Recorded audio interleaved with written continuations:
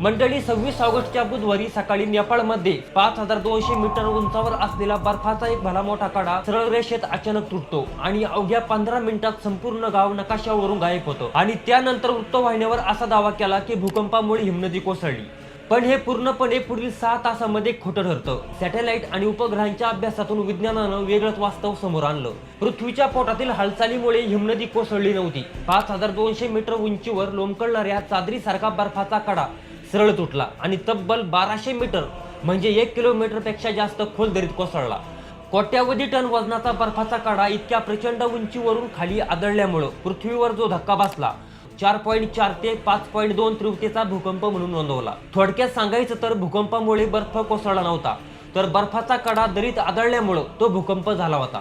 या आपत्तीमध्ये सर्वात मोठा वैज्ञानिक प्रश्न हा होता की वरती कोणताही मोठं हिम सरोवर फुटलेलं नसताना अचानक एवढं प्रचंड पाणी आणि चिखल कुठून आला। विज्ञानाच्या भाषेत या दुर्घटनेला डेब्रिस फ्लो म्हटलं जातं। हा सामान्य पुरासारखा पाण्याचा प्रवाह नव्हता। 1200 मीटर वरून कोसळलेला बर्फ आणि खडकांचा ढिगारा खाली नदीमध्ये पडल्यामुळे तिथे तात्पुरते नैसर्गिक धरण तयार झालं आणि वरतून येणारं पाणी मागे प्रचंड साचत गेलं।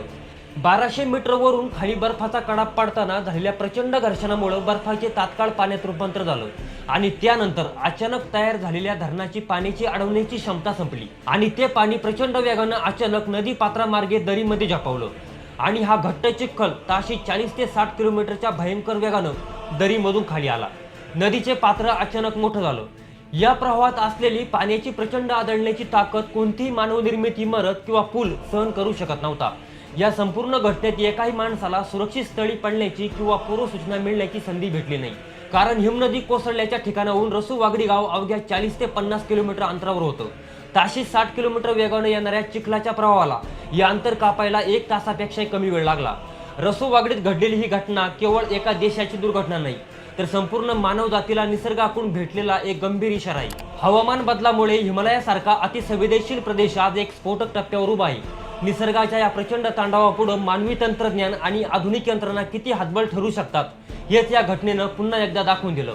निसर्गाच्या या भीषण कोपामागं हवामान बदल हे मुख्य कारण वाटतं का? तुमचं मत कमेंट बॉक्समध्ये नक्की सांगा। तसेच हा व्हिडिओ आवडला असेल तर व्हिडिओला लाईक करा आणि आपल्या वेद.com चॅनलला सबस्क्राईब करायला विसरू नका।